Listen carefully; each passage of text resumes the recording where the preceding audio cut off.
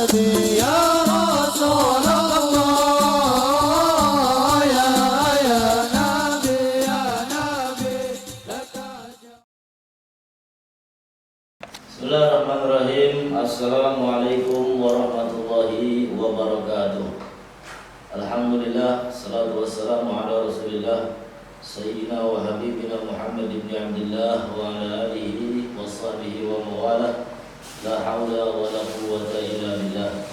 Subhanaka la ilma lana illa ma 'allamtana innaka antal alimul hakim. Rabbi shrah li sadri wa yassir li amri wahlul 'uqdatam min lisani yafqahu qawli, amma ba'd. Alhamdulillah, puji syukur kehadirat Allah Subhanahu wa taala. Tidak lupa salawat dan salam selalu terlimpah curahkan kepada baginda Nabi besar Muhammad sallallahu alaihi wasallam serta keluarga, begitu pula sahabat, dan semoga kita semua diakui menjadi umat serta kelak mendapatkan syafaat, amin ya rabbal alamin. Hadirin yang dimuliakan oleh Allah Subhanahu wa taala, pada kali ini kita akan bersama-sama belajar. Yang saya akan baca adalah kitab Arba'in Nawawi, yang mana isinya adalah hadis-hadis dari Nabi kita Muhammad sallallahu alaihi wasallam. Bismillahirrahmanirrahim. Al-hadisul awal, al-a'malu binniyat. Kita mulai dengan hadis yang pertama, yang mana judulnya adalah amal-amal perbuatan itu tergantung niatnya.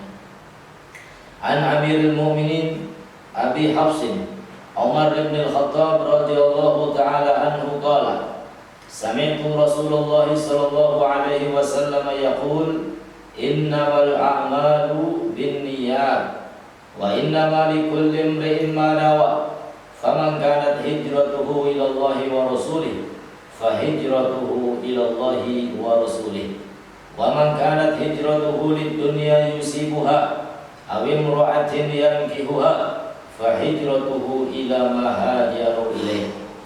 Hadis yang pertama ini dari Amirul Mukminin Abi Hafsin Umar bin Khattab radhiyallahu taala anhu. Sedikit kita akan bersama-sama membaca biografi beliau. Beliau adalah Umar bin Khattab radhiyallahu taala anhu, yang menjadi khalifah, yang menjadi Amirul Mukminin setelah sahabat yang namanya Sayyidina Abu Bakar Siddiq radhiyallahu anhu. Dan beliau, yaitu sahabat Umar bin Khattab radhiyallahu taala anhu, adalah orang yang pertama kali dijuluki, dipanggil dengan Amirul Mukminin. Dikatakan karena para sahabat ketika itu memanggil beliau, yaitu memanggil sahabat Umar bin Khattab dengan Amirul Mukminin. Dan ada yang mengatakan kenapa beliau dipanggil dengan Amirul Mukminin, bahwasanya pernah satu hari beliau, yaitu Umar bin Khattab radhiyallahu taala anhu warḍah, berkhutbah, menyampaikan khutbahnya di hadapan sahabat-sahabatnya. Ya ayuhan nas, wahai seluruh umat manusia, antumul mu'minun, kalian adalah orang-orang yang beriman, wa ana amirukum, dan saya adalah pemimpin kalian. Oleh karenanya sahabat Umar bin Khattab ketika itu dipanggil, dijuluki dengan Amirul Mukminin. Dan beliau merupakan salah satu yang masuk ke dalam doa Nabi kita Muhammad sallallahu alaihi wasallam, yang mana Rasul sallallahu alaihi wasallam berdoa, Allahumma a'izzal Islam bi ahabir rajulain ilaik bi Umar bin Khattab atau bi Amr bin Hisham. Ya Allah, di dalam doa Nabi, muliakan agama Islam ini dengan salah satu orang yang engkau cintai, kalau tidak Umar bin Khattab, maka dengan Amr bin Hisham. Sehingga Allah Subhanahu wa taala mengijabah doa Nabi kita Muhammad sallallahu alaihi wasallam dengan memberikan taufik, memberikan hidayah kepada Umar bin Khattab, sehingga dengan masuknya Islam beliau, agama Islam semakin kuat. Karena beliau sendiri dikenal adalah manusia yang tegas, manusia yang kuat, sehingga beliau sendiri mendapat julukan Al-Faruq, karena yang membedakan antara yang batil dan yang hak. Hadirin yang dimuliakan oleh Allah Subhanahu wa taala, sahabat Umar bin Khattab sendiri, beliau masuk ke dalam agama Islam pada tahun ke-6.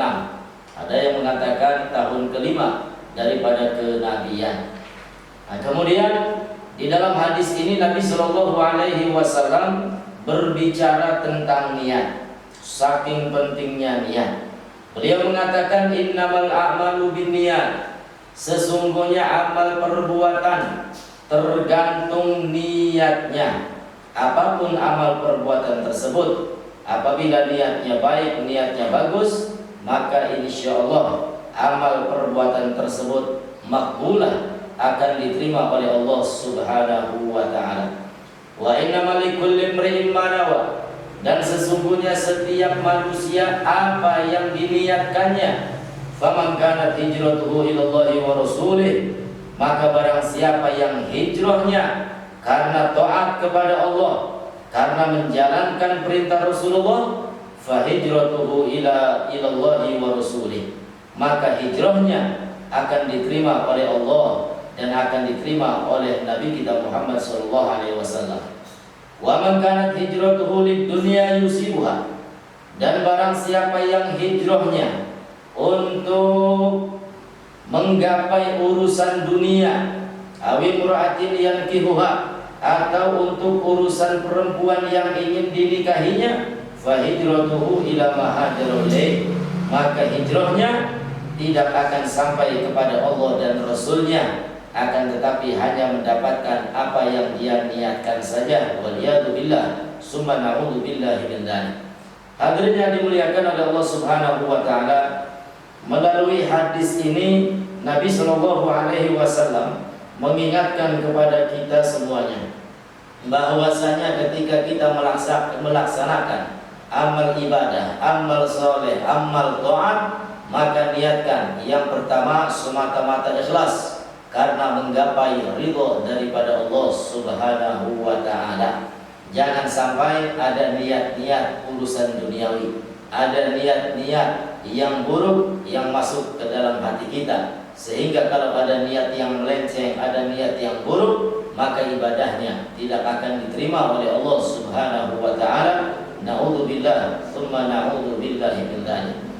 Sehingga amal apapun, walaupun gambarannya itu baik, gambarannya bagus, kita ambil contoh seperti sholat. Sholat itu merupakan salah satu amal kebaikan, salah satu amal soleh, amal taat. Akan tetapi ketika ada orang sholat, dia niatnya tidak lillahi ta'ala, mungkin karena ingin dipuji, mungkin karena ingin dianggap orang yang soleh, maka naudzubillah, sholatnya tidak akan diterima oleh Allah Subhanahu wa ta'ala. Jadi sholat yang mardudah, sholat yang tertolak, sehingga dia mengharapkan pahala, nanti di akhirat dia tidak mendapatkan pahala, tidak mendapatkan ganjaran daripada Allah Subhanahu wa ta'ala.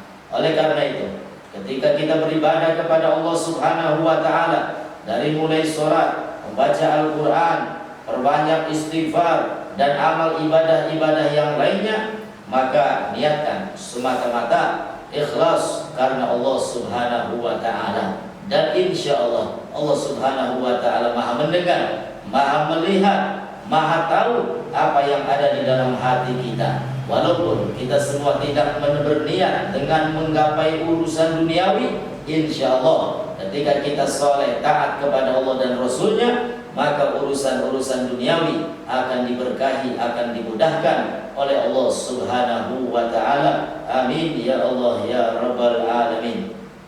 Sekian, wassalamualaikum warahmatullahi wabarakatuh. Allah